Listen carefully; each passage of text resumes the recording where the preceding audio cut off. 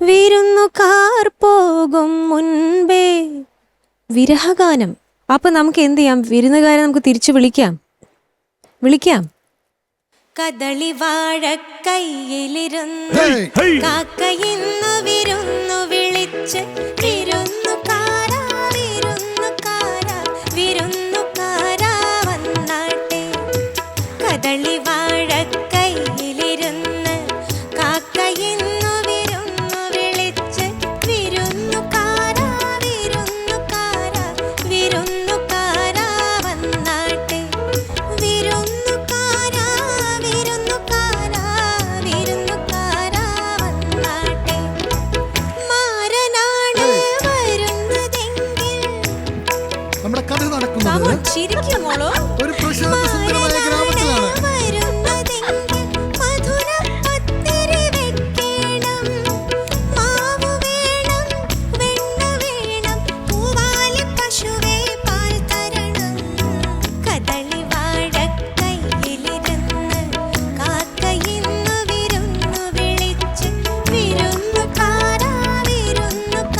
അതങ്ങോട്ട് നോക്കൂ, ദൂരെ നേരെ വരുന്നത് ഒരു വിരുന്നുകാരനല്ലേ അത്.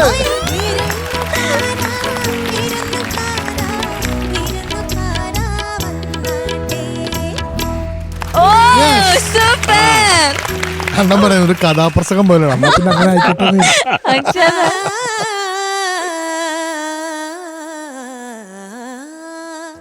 ബാബുക്ക.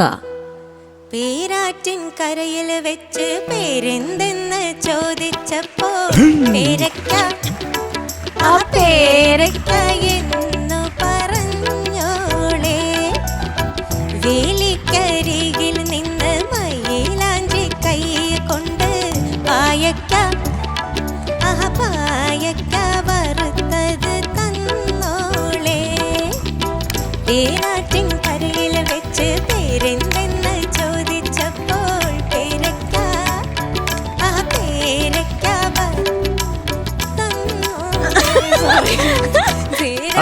കരയിൽ വെച്ച് പേരെന്തെന്ന് ചോദിച്ചപ്പോൾ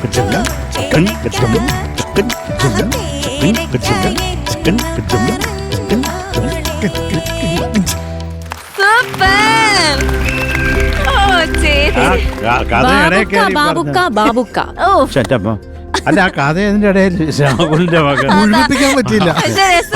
അത് രസമായിരുന്നു. അതിന്റെ ഇടയിൽ ഒരാൾ ഇവിടെ കിടന്ന് ചിരിച്ചപ്പോഴത്തേക്ക് ഞാൻ അറിയാണ്ട് പേരയ്ക്ക വറുത്തത് തന്നോളെ.